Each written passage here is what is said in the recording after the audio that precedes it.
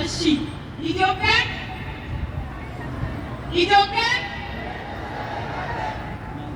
አመሰግናለሁ።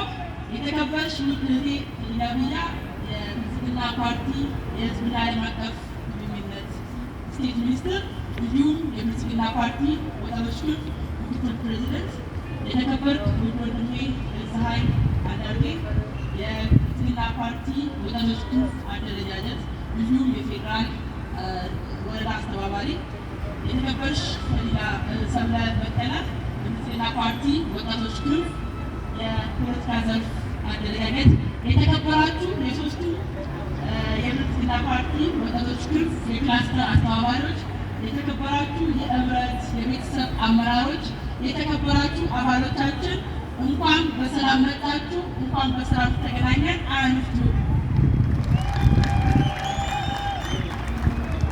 ብልጽግና ፓርቲ ሀሳብ ያለው ፓርቲ ነው።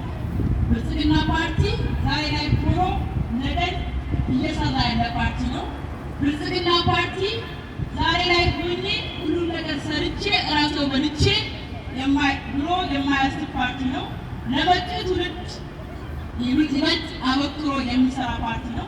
ብልጽግና ፓርቲ በ2013 ምርጫ ሲወዳደር ቃል የገባቸውን ነገሮች ፈጽሞ እንደውም ሌሎች ፓርቲ ሲሉትን የነበሩትን ነገሮች በእጥፍ ሰርቶ ያሳየ ፓርቲ ነው። ስለዚህ ብልጽግና ፓርቲን አለመምረጥ ልክ ነው። ስለዚህ ፓርቲያችን ብልጽግና ፓርቲ በ2018 ኢትዮጵያን ወደ ተምሳሌት አገር አሻግራለሁ ምረጡኝ፣ እድል ስጡኝ ብሎ እነሆ የኢትዮጵያ ሕዝብ ፊት ቆሟል። እንደሚመረጥ አንጠራጠርም። እዚህ ያላችሁት ብልጽግና ፓርቲ ገና ለመምረጥ እያሰባችሁ ሳይሆን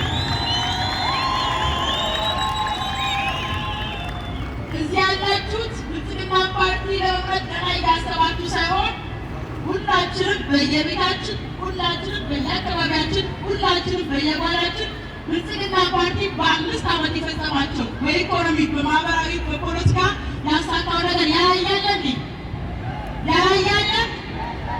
እንግዲህ ፓርቲያችንን ብልጽግና ፓርቲ በ6ኛው ሀገራዊ ምርጫ አሸንፎ ኢትዮጵያ